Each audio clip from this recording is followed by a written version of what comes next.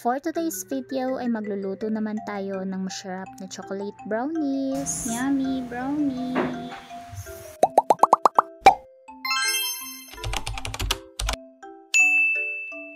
Good morning! It's me, Mom She Likes, and welcome again to another A Day in My Life mini vlog. Chocolate brownies nga yung lulutuin natin ngayon for today's video. Meron nga ako ditong chocolate bars at eto nga yung gagamitin natin. Beryl's chocolate nga itong gamit ko mga mare, pero pwede din naman kahit anong chocolate yung gusto nyo. Tutunawin nga natin itong ating chocolates at naglagay na nga din ako ng butter. Ali dito sa kumukulong tubig, dito ko nga ipapatong yung ating chocolate para nga matunaw. Dahil wala nga akong microwave oven, kaya naman dito ko nga itinunaw itong ating chocolate at halu-haluin lang nga natin ito mga mare hanggang sa matunaw. Next naman ay nilipat ko na nga sa malaking bowl itong ating tinunaw na chocolate. Maglagay nga tayo dito ng 1 1/2 cup of brown sugar at halu-haluin lang natin dito yung ating brown sugar.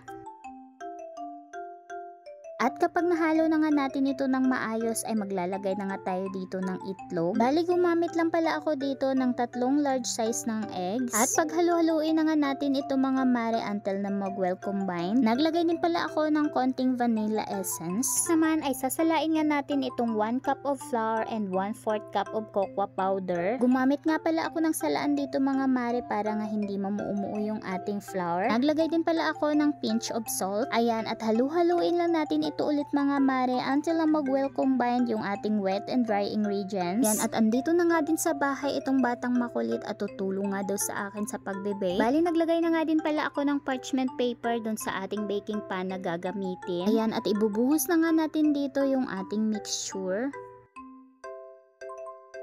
Sinimot ko nga yan mga mare dahil sayang naman. Next naman ay maglalagay nga ako dito ng toppings. Kung naka-LL naman kayo ay pwede nga kayong maglagay dito ng walnuts or di kaya almonds. Pwede din kayong mag-add ng chocolate chips kung gusto nyong chocolatey talaga. Ang itinappings ko nga pala dito ay ordinaryong nuts lang. Bali ibibake na nga din natin ito mga mare sa init na 180 degrees Celsius for 30 to 35 minutes. Preheat ko na nga pala yung oven kanina bago ko nga iyan isinalang. At habang nakasalang pa nga yung ating brownies ay inumpisahan ko naman dito yung pagliligpit at paghuhugas ng mga ginamit ko. After ko namang maghugas dito ay maliligo na nga din ako dahil aalis nga kami. Guys, ito na yung ating brownies.